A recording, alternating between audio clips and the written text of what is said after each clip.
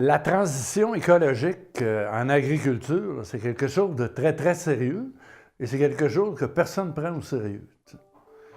Et depuis les débuts des années 70, à 90 plutôt, on s'est enligné en agriculture au Québec vers la concentration, la grosse industrialisation, la production de volume, d'exportation. Et on est dans le gigantisme, là. Les fermes de 1000 vaches, les porcheries de 10 000 cochons, les érablières de 150 000 en taille. Et on n'en a que pour le développement en plus gros, toujours en plus gros. T'sais. Sauf que ce système-là, actuellement, a des effets désastreux. Au Québec, comme ailleurs dans le monde, sur la qualité des aliments, la toxicité des aliments aujourd'hui à cause de tous les produits qui sont utilisés dans la production. L'environnement est complètement intoxiqué également par les pratiques agricoles. Et les campagnes se vident, les petits agriculteurs disparaissent un après l'autre, la biodiversité. Donc, on fonce dans un mur actuellement avec ce modèle agricole-là. C'est presque blasphématoire de dire ça au Québec. Tu sais. Dire que l'agriculture qui se fait en ce moment, là, par tous ces agriculteurs-là de bonne volonté dans l'ensemble, est quelque chose qui est en train de nous tuer, c'est très dangereux de dire ça. Tu sais.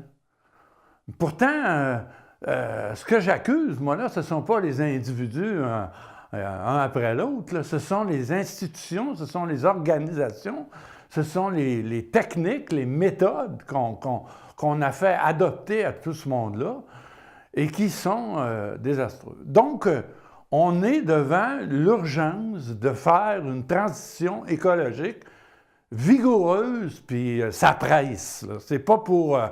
les désastres qui nous attendent ne sont pas pour dans 100 ans, là.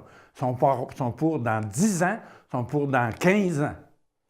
Au point de vue santé, au point de vue environnement, au point de vue climat, c'est absolument proche de nous. Alors, pour faire cette transition écologique-là, il faut appliquer les grandes recommandations de Pronovo sur le financement agricole, abandonner le financement au volume, sur les quotas et tout ça, faire de la place pour l'agriculture de proximité, les circuits courts de mise en marché, les productions de niche, les productions locales, ouvrir le système de zonage agricole, pas pour dilapider les terres agricoles, mais pour permettre un usage plus intelligent du territoire agricole et une diversification de l'agriculture. Il faut aussi modifier les règles environnementales, aller vers une agriculture écologique, une agriculture durable. Et ce qu'on vient de voir, là, le spectacle, ce qu'on vient de voir ces jours-ci sur les pesticides, la réforme sur la loi sur les pesticides, c'est absolument désastreux, tu sais, ça ne va nulle part. Alors, donc, la transition écologique, moi, je considère qu'elle est majeure, elle est urgente, et elle ne se fera pas si l'UPA ne cesse pas de bloquer tous les changements, tous les virages vers une agriculture post-industrielle.